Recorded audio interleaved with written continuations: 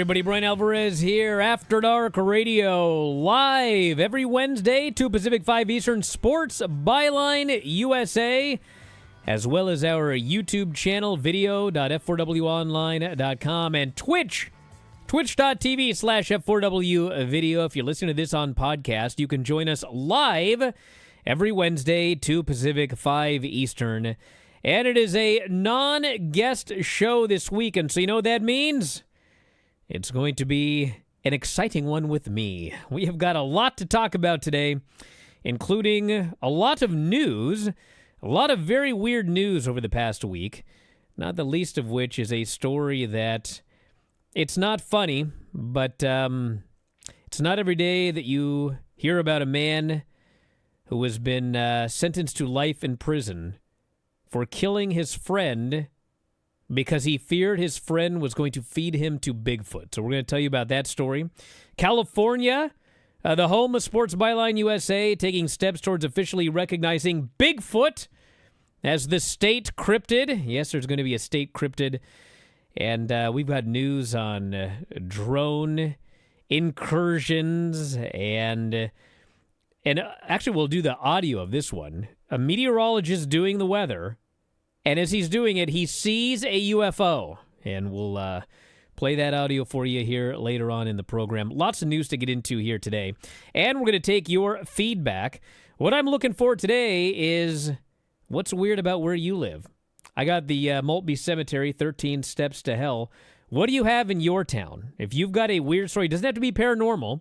It could be some true crime story or whatever. Whatever weird story is in your neck of the woods, you can send that to me, Bryan at AfterDarkRadioShow.com. That is Bryan at AfterDarkRadioShow.com. Or any of my other email addresses, put After Dark in the subject line. And I'll read those on the show today. May take some phone calls in the final segment. We're going to have fun. Back in a moment with more After Dark Radio Sports Byline USA.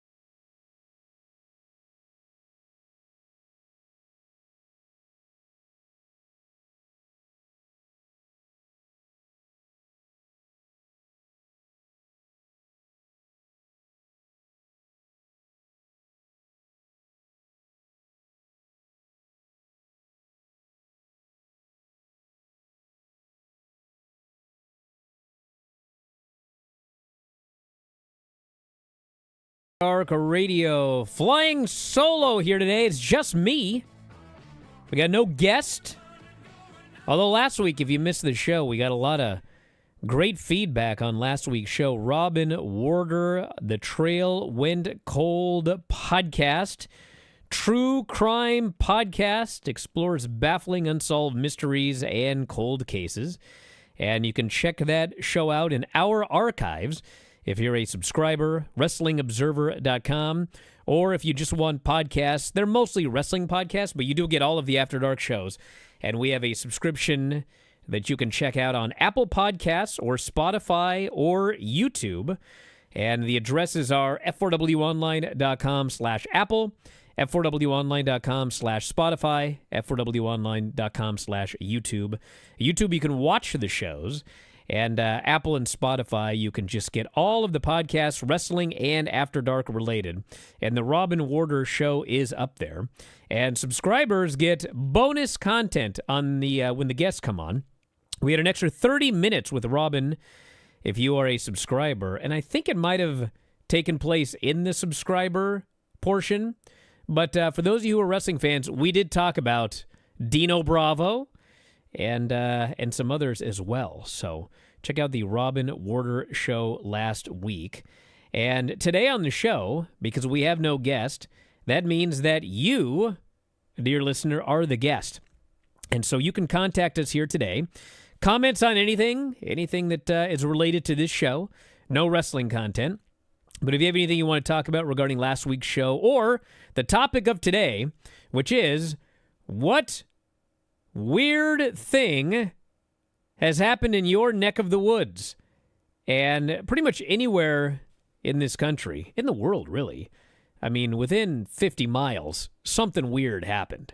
And there's a whole bunch of, there's a series of books, Weird Washington, Weird Oregon, and you can go online and grab one for your state, and you can read about all sorts of weird things in your state.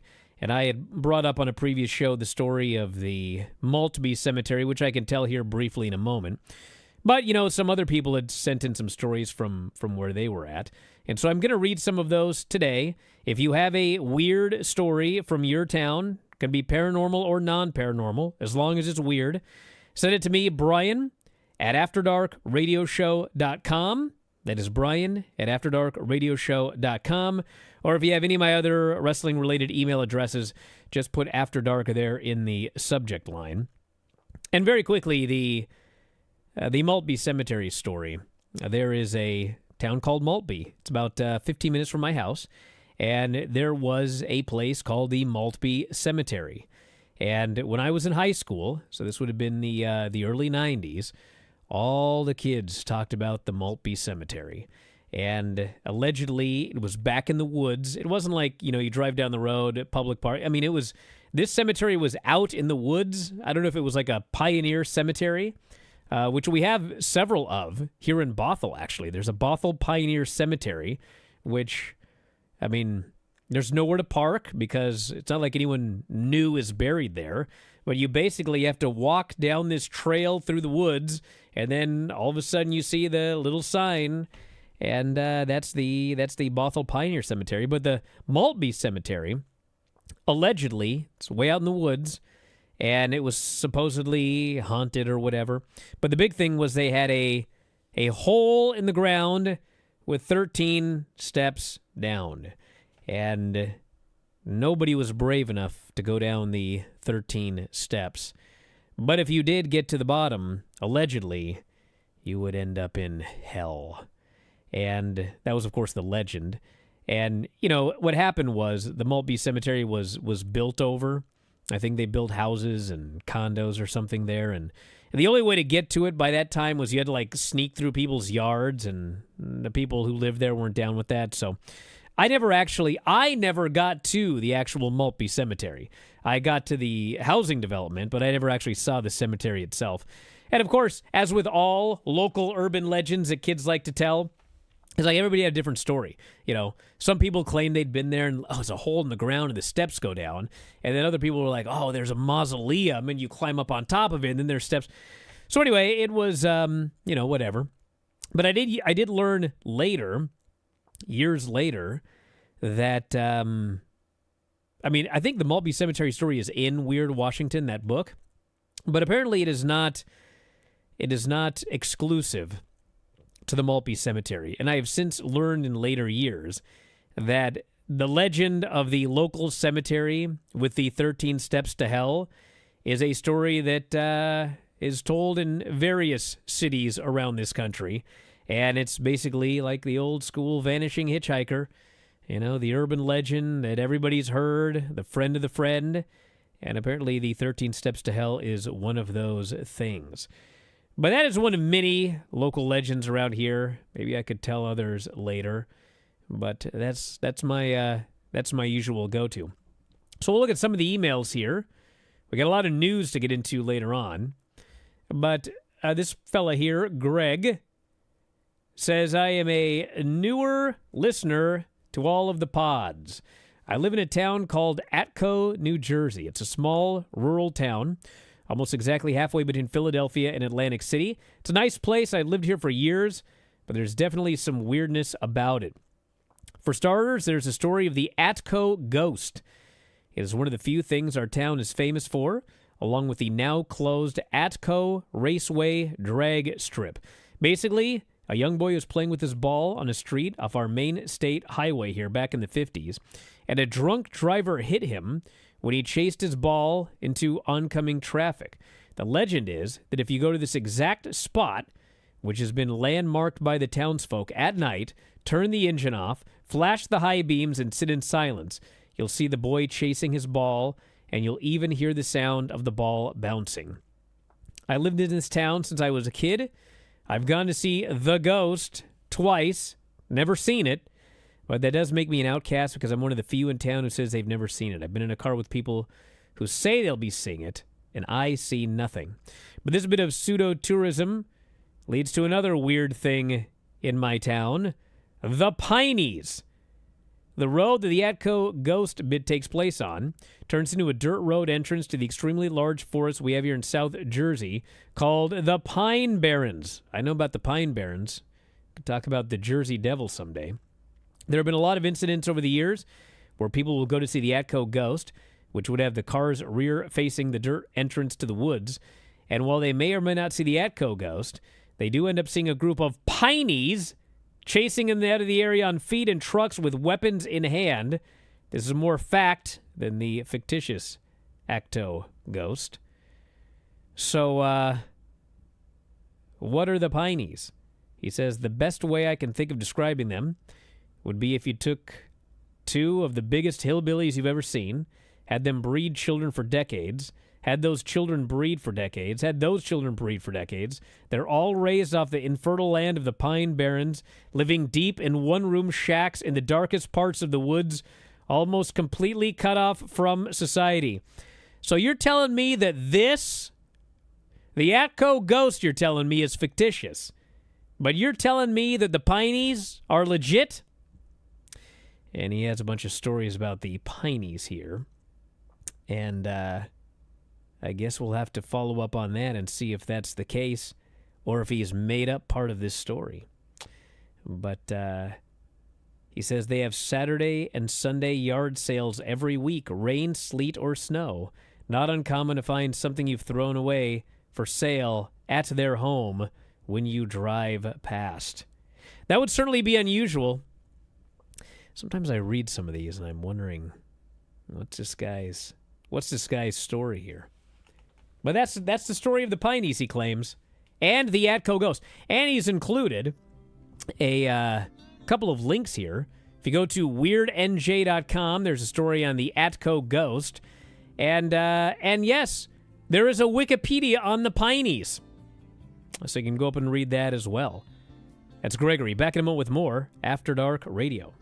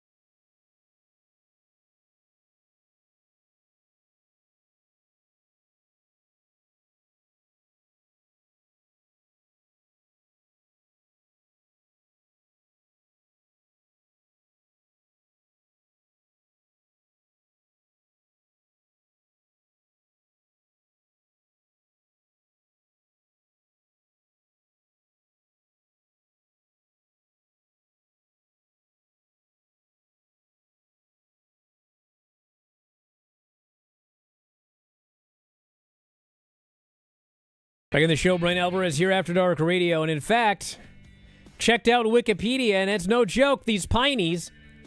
Although piney is a, quote, historically derogatory term for inhabitants of the Pine Barrens. Although it does say that today, pineys tend to wear the label piney as a badge of honor, much like the term redneck has been embraced in the Appalachian Mountains in the southern United States. Well, hillbilly is not exactly, I mean, it's considered a derogatory term, but, you know, some people who are hillbillies are proud to be hillbillies. In fact, as a wrestling tie-in, his name was actually Hillbilly Jim, and he was a babyface and proud to be a hillbilly, but that is the story of the pineys. We also have this from Marcelo. He actually sent this a while ago, and that's an important point. If you're listening to this show on podcast, you can feel free to email me whenever. I'll get to them on the following show. You don't only have to email when the show is live, and the email address is brian@afterdarkradioshow.com. Or if you send an email to another address, just make sure you have After Dark in the subject line. You can always put After Dark in the subject line to play it safe. Because according to my Gmail, I have 126,531 unread emails. I just don't really like this whole email thing. So they tend to get lost. So put After Dark in the subject line. But anyway, Marcelo here says, I know I'm late to the party, but in Colorado, there's tons of weird stuff that always happens or goes missing in the mountains, especially in the outskirts of Denver, where I'm from. In 2021, there was a cult in Creestone that was raided, and they found the leader's body mummified.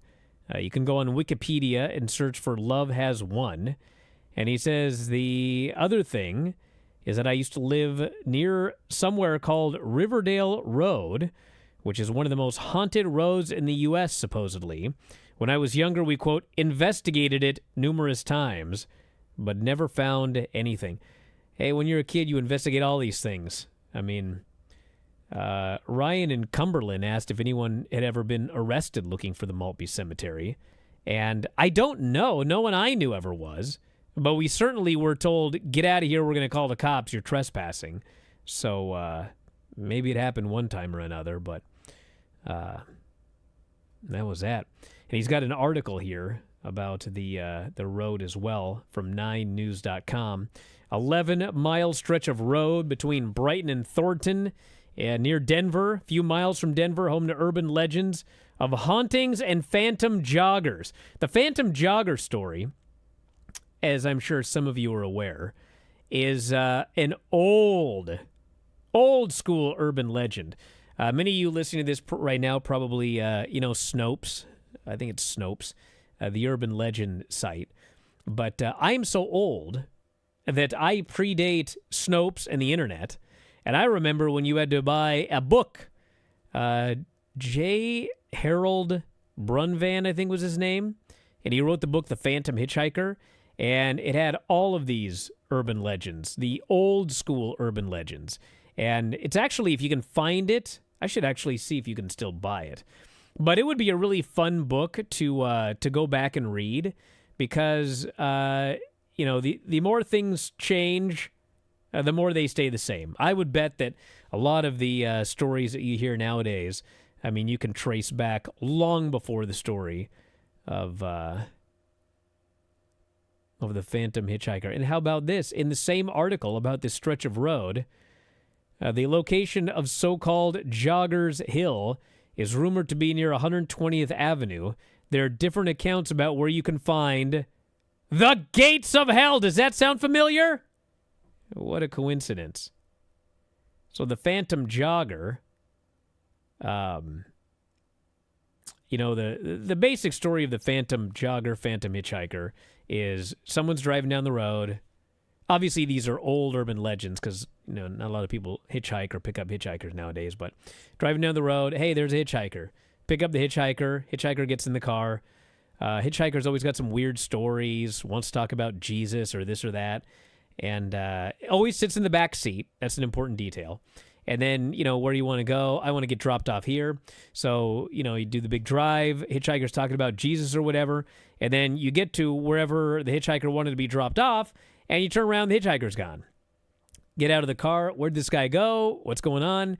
You go to the house, you knock on the door. The old lady answers, hey, I picked somebody up that wanted to be dropped off here, but like they're not in the car. And then, of course, the lady says, oh, well, that's Bill.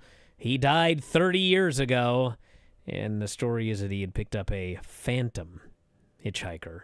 It's a very famous old-school urban legend. There's 1,000 versions of it. It's always told by the friend of a friend.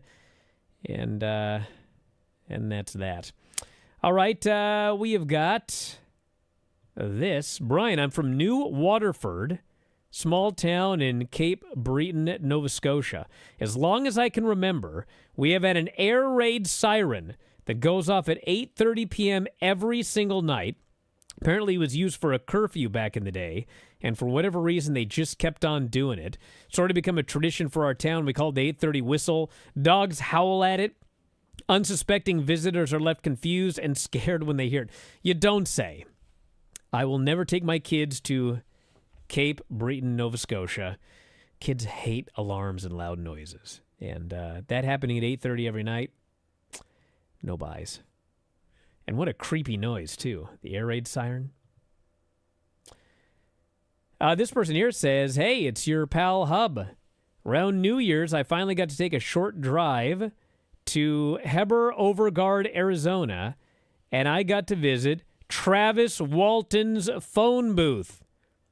You guys remember, wasn't that Pensacola? But anyway, that is the place where he placed the first call after allegedly returning from an alien abduction, as chronicled in Fire in the Sky, which is the movie they made about. It was Pensacola's where it allegedly took place. We also have the famous tale here of the Phoenix Lights, which of course we've all heard. Hopefully you've heard that. If not, you need to do some Googling. Love the show. Hope to chat again soon. And in fact, there is a picture of Hub standing in front of the famous phone booth, which they have put. It appears to be a little. It's not even little. It's like a giant green alien with the giant almond-shaped eyes. It has a chain around its neck in the phone booth. So if you ever want to visit, and that does remind me, I was in Cannon Beach a couple of years ago. Wouldn't have been that long ago because Paisley was alive. But we were at the Moe's in, I think it's Tolovana Park, I think is the actual name of the place. But they have a phone booth, an actual phone booth, where you pick up the phone and you, like, put the quarter in whatever. It's like, I haven't seen one of those in forever, and they have one there. So that was an unusual thing in Cannon Beach. There is an analog phone booth. And finally here, fella BJ broke the rules by responding to a tweet as opposed to emailing, but I'm going to read it because well, it's important here, and it ties into what's coming up next. Dayton, Ohio supposedly had the largest vampire cult outside of Europe. Of course, the aliens at Wright-Patterson Air Force Base, the famous Hangar 18. Supposedly there was a Bigfoot by a small town called Germantown, dude in a gorilla costume running around at night. And there's a cult called The Way, an hour north of Dayton. Why is that well, it's a segue because we finish up some stories and we move into some of the news. And one of the stories here, which I got to read.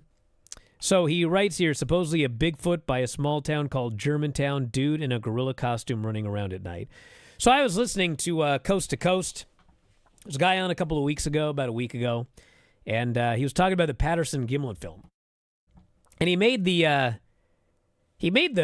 point, which was a great point, because people like to say that, well, it was a man in a suit. And quite frankly, could be a man in a suit. Patterson-Gimlin film is like, I asked Robin last week, is there one case that you just can't shake? You have to have an answer to this one. Mine is the Patterson-Gimlin film. But anyway, I've never seen good evidence that it's a man in a suit. But what's the fact of the matter, okay? Because I like to look at facts here. The fact of the matter is, it's either a Bigfoot or it's a man in a costume. There is no other option. It's not CGI. It's not an ape, okay? It's either a Bigfoot or it's a man in a costume, okay? Now, obviously the argument from people who don't believe in Bigfoot is, well, it has to be a man in a costume. Well, you're right. That's the only other option, okay? But the point the guy made on the show, which is just a little thing, but when you think about it, it's kind of a big thing. This video, or the film, it was film. It was 16 millimeter film.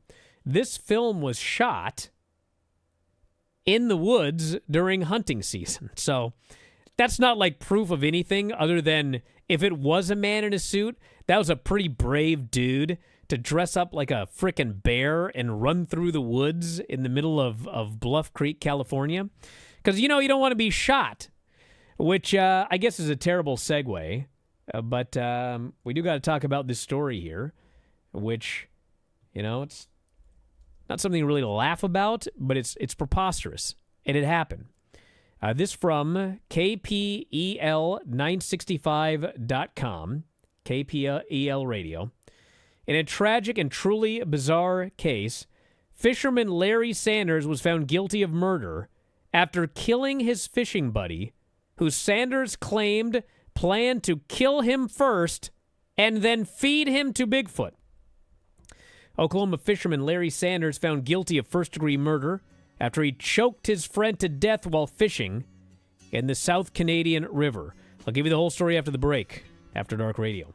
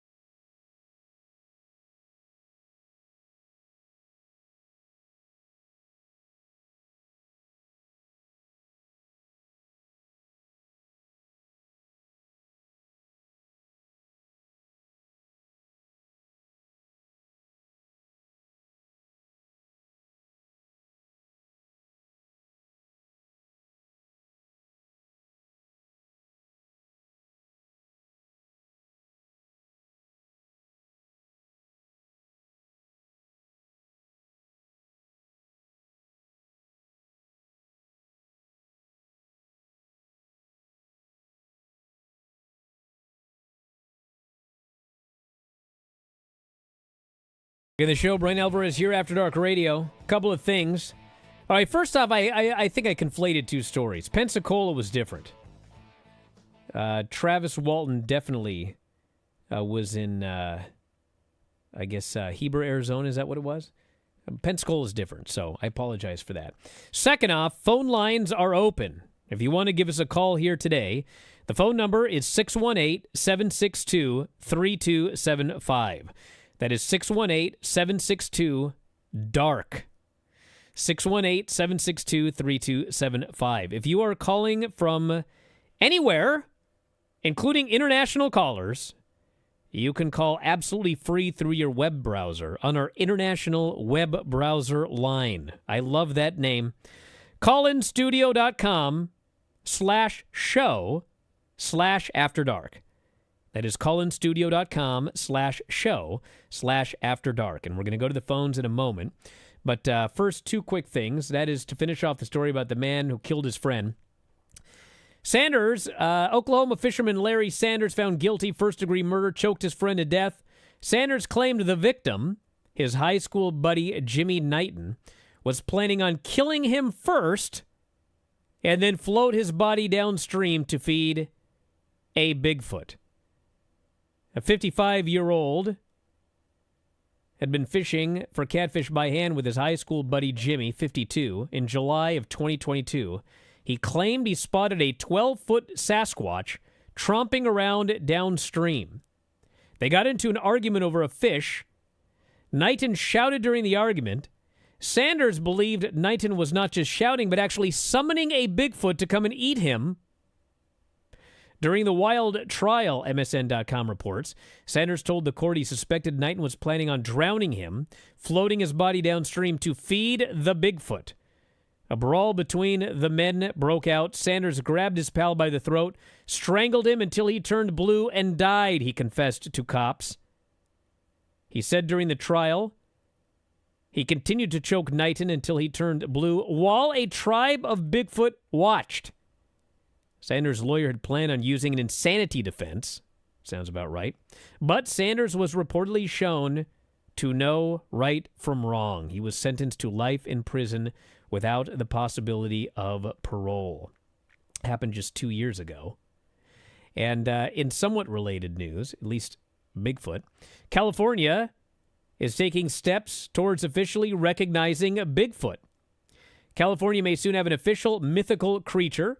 Assembly member Chris Rogers, who represents a stretch of the North Coast that has long been considered Sasquatch territory, introduced Assembly Bill 666 on February 14th. What a Valentine's Day gift.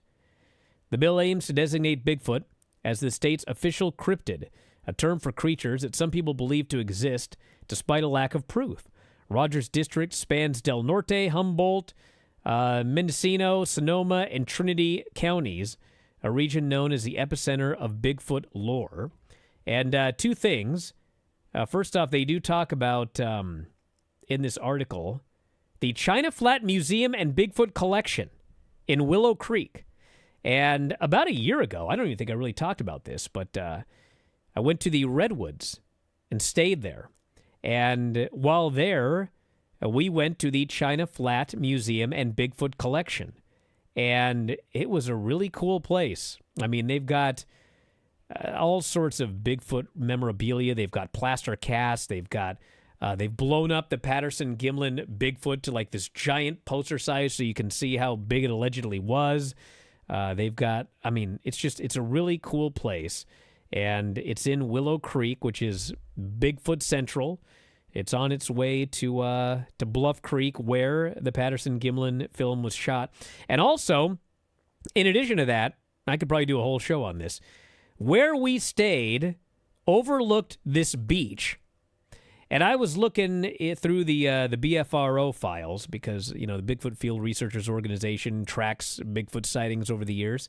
And apparently, like, the actual beach that was right that we were staying, and I went down to the beach and walked around on it with the kids. That beach, there apparently had been, years earlier, a Bigfoot sighting on that beach, which included the report that this person had seen Bigfoot swimming from rock to rock off the beach.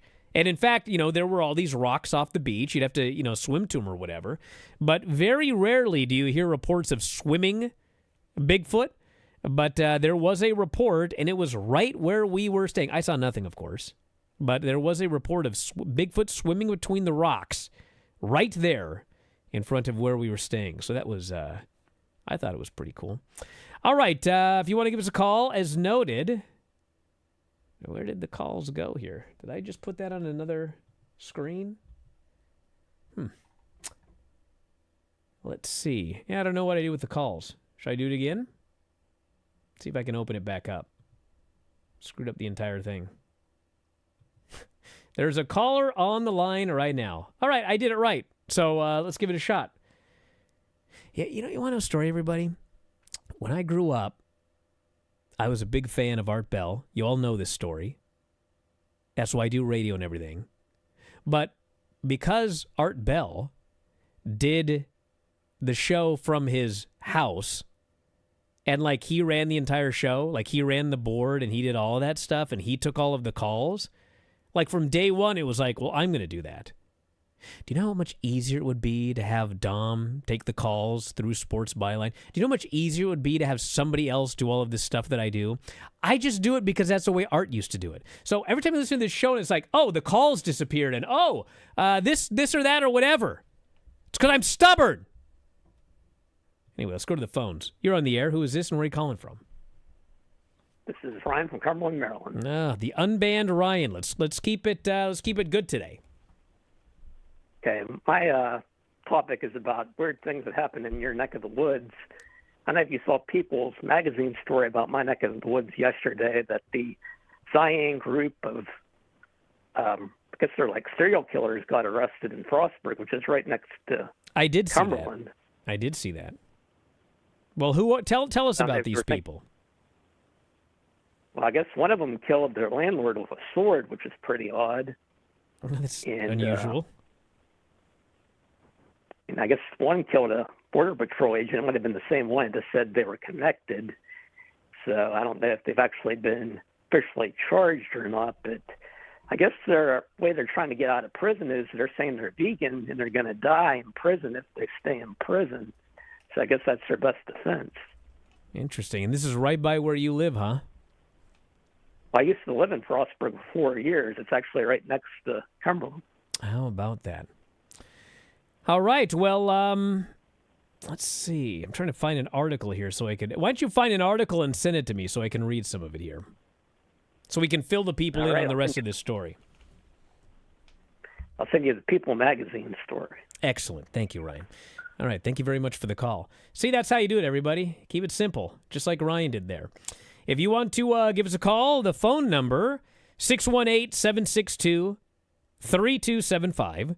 That is 618-762-3275. Or you can use the international web browser line.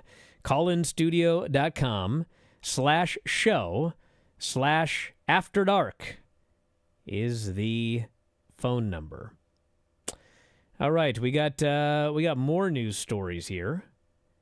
So this has been talked about for a while. And you never know, because when it comes to politics, people say a lot of things. But what really matters is what actually gets done. This from the Economic Times. FBI's latest declassified archive to unveil America's darkest secrets. UFOs, Epstein connections, JFK's alleged second shooter. A newly uncovered 2,400-page FBI archive may soon unveil America's darkest secrets, ranging from the assassination of John F. Kennedy to revelations about UFOs and Jeffrey Epstein's infamous connections. Now, this actually is interesting. I'll tell you one of the reasons it's interesting. President Donald Trump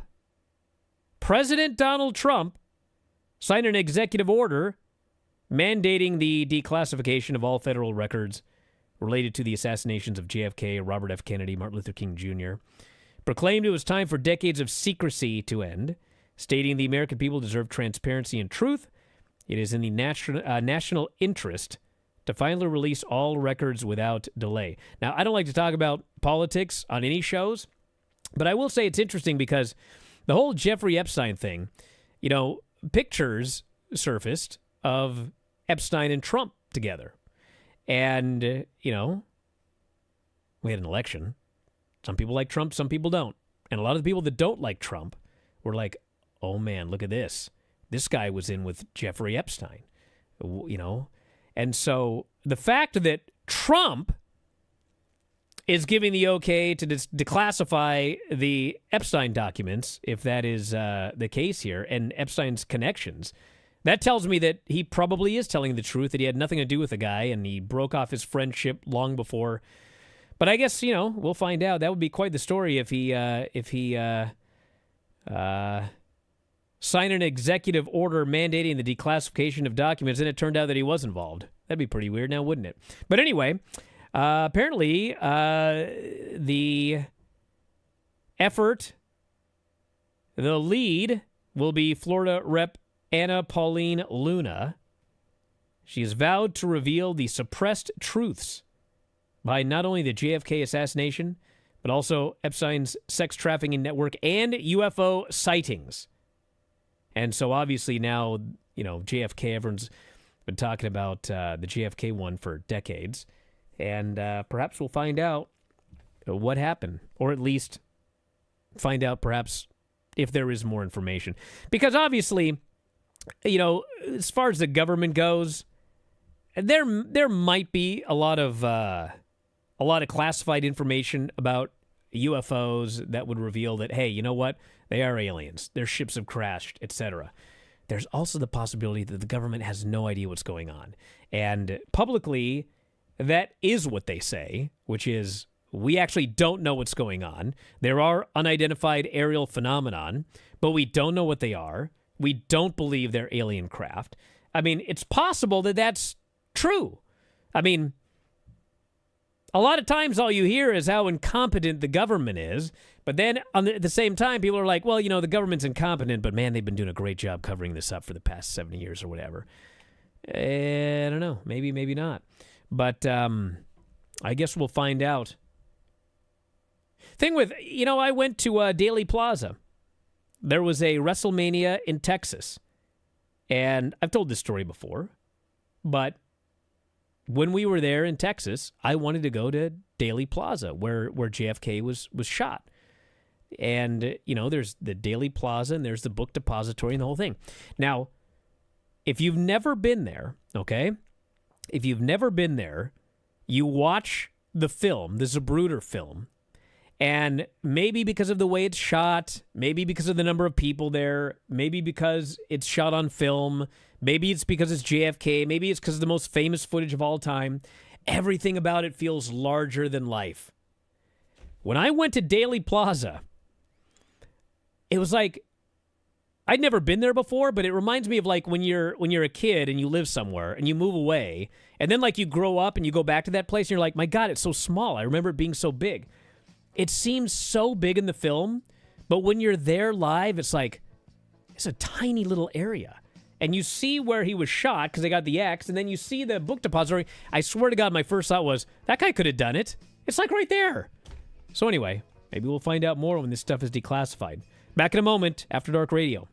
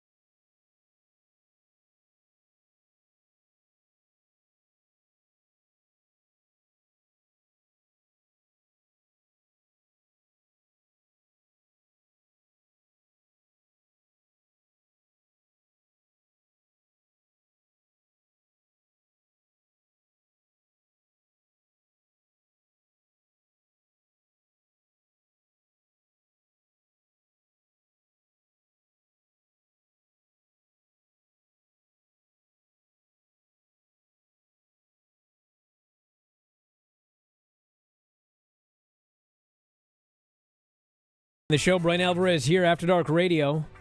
Got to read one more here. A weird experience. This is from Venom.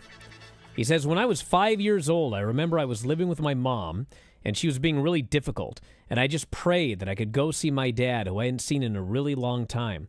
At this point, I remember closing my eyes and wishing, and when I opened my eyes, I was in my dad's car, and I had no explanation for this other than I really, really, with all my heart, just wanted to be somewhere else with my father. It's the only time it's ever happened. I'm positive I wasn't dreaming, and I still remember this like it was yesterday. That's a pretty awesome story right there. So thank you, Venom, for that. And you can always send us emails. I'll read them on each show. You can send them at any point during the week. Bryan at AfterDarkRadioshow.com is the email. Bryan at AfterDarkRadioshow.com. Or any of my wrestling addresses, just put After Dark in the subject line. And don't forget, we are here every Wednesday, live at 2 Pacific, 5 Eastern. And you can always listen to the replays with any of our subscriber options, WrestlingObserver.com, Apple Podcasts, Spotify, or YouTube. And those addresses are f4wonline.com/Apple, which has a free trial, by the way. Go try the free trial. f4wonline.com/Spotify, f4wonline.com/YouTube. And hey, don't forget, it's the After Dark t-shirt. Check that out. You can grab those at f4wonline.com/shirts. That's f4wonline.com/shirts. And we're out of time, everybody. We'll be back next week. We'll have a very special guest. Next week, we will be talking Bigfoot. So you can look forward to that. And that's it. We'll talk to you next time. After Dark Radio, Sports Byline USA.